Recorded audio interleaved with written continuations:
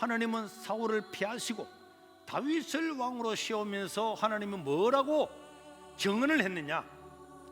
다윗은 내 마음에 딱 맞는 사람이다. 그래서 내가 다윗을 통해서 내 뜻을 다 이루게 하시리라. 그럼 도대체 다윗이 무슨 일을 했기에 하나님 마음에 그렇게 맞았을까? 다윗은 그 당시에 하나님의 뜻을 따라 섬기다가 잠들었다.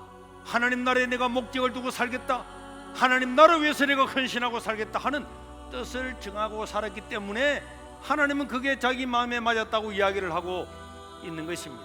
그래서 하나님은 오늘 또 시대마다 뜻을 정하여 사는 사람들을 찾아서 그 사람들을 존귀하게 사용하시고 위대하게 하시는 줄로 믿으시기를 바랍니다. 윌리엄 월버포스라고 하는 유명한 사람이 있는데요, 예수님을 만나고 난 다음에 내가 무엇을 위해 살 것인가, 내가 어떻게 살아갈 건가, 그런 걸 생각을 하다가 노예 무역을 하는 그걸 보면서 너무나 비참한 그런 광경을 바라보면서 어떻게 같은 인간으로 태어나서 저렇게 노예 무역을 할 수 있는가, 나는 나의 인생을 이 노예 무역을 금지하는 데 내가 사용해야 되겠다.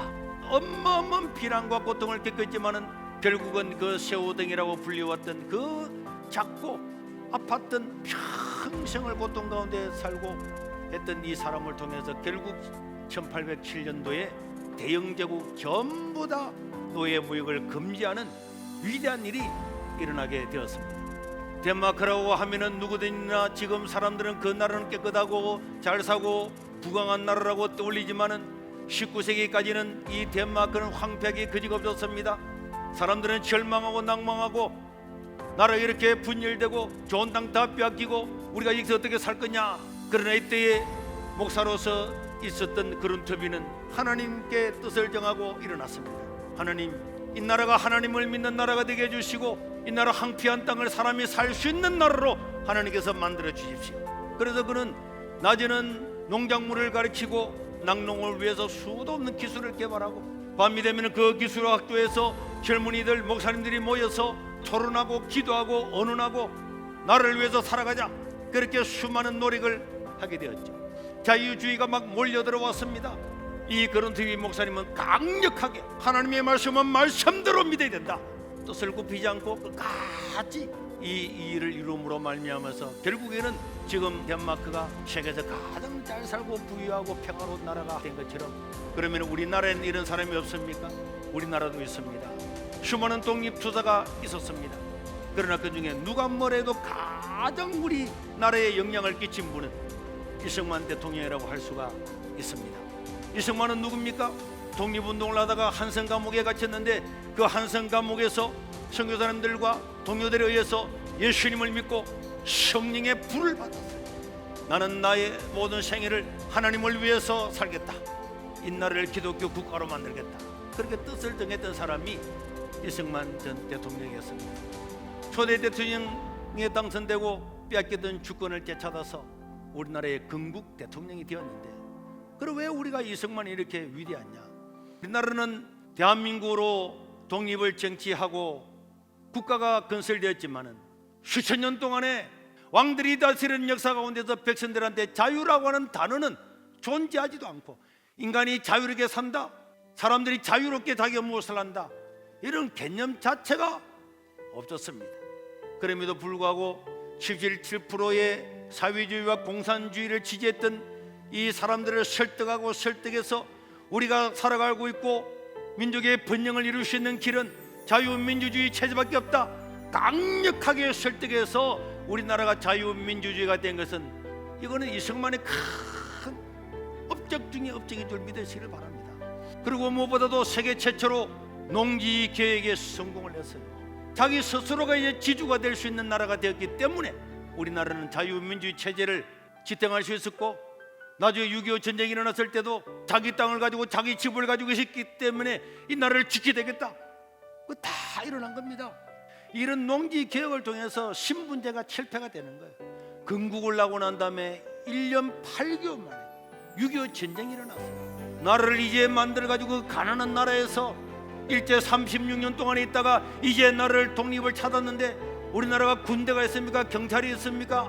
아무것도 없는 이곳에 저 소련과 중국의 사주를 받았던 북한이 쳐들어왔습니다.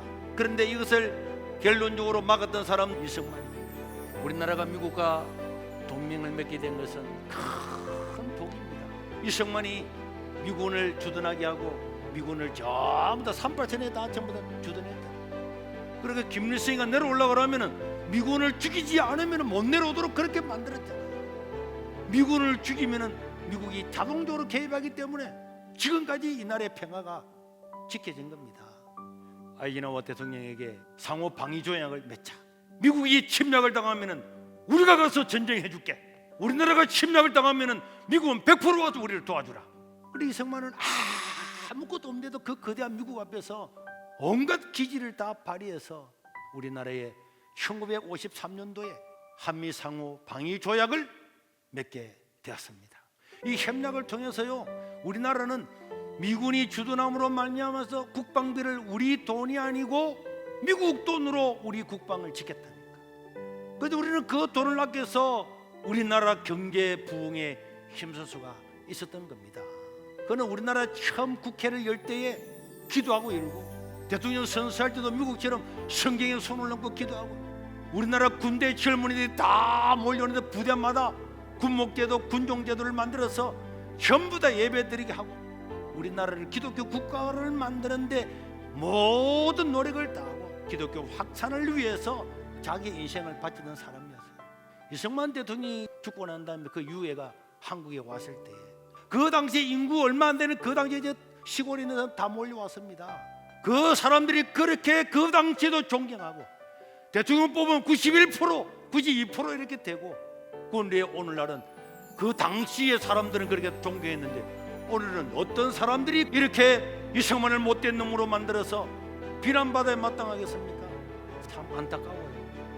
우리나라는 종북 좌파들이 북한을 초종하는 사람들, 미군이 원수고 이승만이 원수잖아요. 이승만만 없었다면 우리나라가 다 공산주의가 되는 건데, 이런 잘못된 사상에서 벗어나서 바른 역사를 가지고 살아야 됩니다.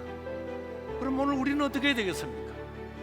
다윗도 뜻을 정하고 살았고, 월거포스도 그렇게 살아서 노예운동 그 문제를 해결을 했고, 그런투비도 덴마크를 살리는 사람이 되었고, 오늘 우리가 살아온 우리는 어떻게 되겠습니까?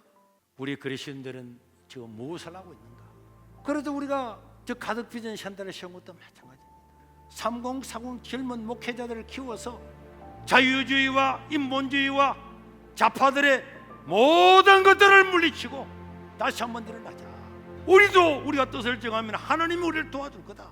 우리는 그 일을 시작한 것은 희망을 잃지 말라. 많은 목회자들이 와서 희망을 잃었다 그랬죠. 희망을 잃었는데 세계로교회가 저기서 무엇을 하는구나. 희망을 잃지 말라고. 3만 명 전도를 하는데 2,000명 세례받는 걸 목표로 세웠대. 끝난 것이 아니구나. 희망이 있구나. 그걸 위해 하는 겁니다. 우리 한국교회도 마찬가지입니다. 희망을 잃었어도 우리 세계로교회가 희망이 되어야 될 줄을 믿습니다.